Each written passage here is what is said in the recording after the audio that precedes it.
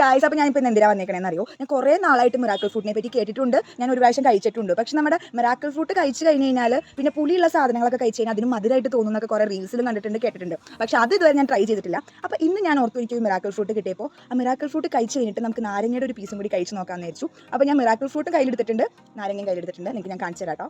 നോക്കൂ ഗൈസ്, ഇതാണ് നമ്മുടെ മിറാക്കിൾ ഫ്രൂട്ട്. അതുപോലെ തന്നെ ഒരു നാരങ്ങയുടെ പീസ് ഞാൻ എടുത്തിട്ടുണ്ട്. അപ്പോൾ ഫസ്റ്റ് നമുക്ക് മിറാക്കിൾ ഫ്രൂട്ട് കഴിച്ച് നോക്കാം.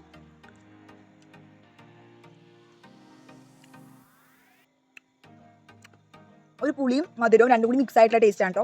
നല്ല ടേസ്റ്റ് എനിക്ക് ഭയങ്കര ഇഷ്ടമായി. ആ പുളി മധുരം എല്ലാം കൂടി വന്നിട്ട് നല്ല ടേസ്റ്റ് ഉണ്ട് ഗൈസ്, കൊള്ളാം, അടിപൊളി. ആഹാ. ഇനി അപ്പോൾ നമുക്ക് നാരങ്ങ കഴിച്ച് നോക്കാം ഗൈസ്. അപ്പോൾ ഞാൻ നാരങ്ങ കഴിച്ച് നോക്കാൻ പോവാണ് കേട്ടോ. ഓക്കെ, എന്താവും നമുക്ക് നോക്കാം.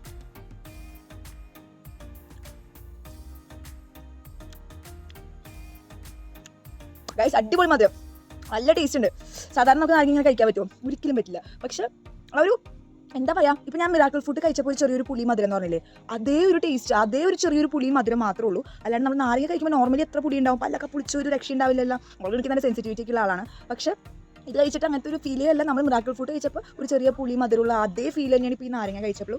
ഇത് ഞാൻ നാരങ്ങ ഫുൾ ഡേ ഓൾമോസ്റ്റ് കഴിച്ചു തീർന്നു. അടിപൊളി ഗൈസ്. ആ നാരങ്ങയുടെ തൊണ്ടേപ്പാടെ വാലിട്ടപ്പോൾ ആ തൊണ്ടിൻ്റെ ഒരു കയ്പ്പ് മാത്രമേ ഉള്ളൂ, അല്ലാണ്ട് നാരങ്ങയുടെ പുളിയൊന്നും അറിയണേ ഇല്ല.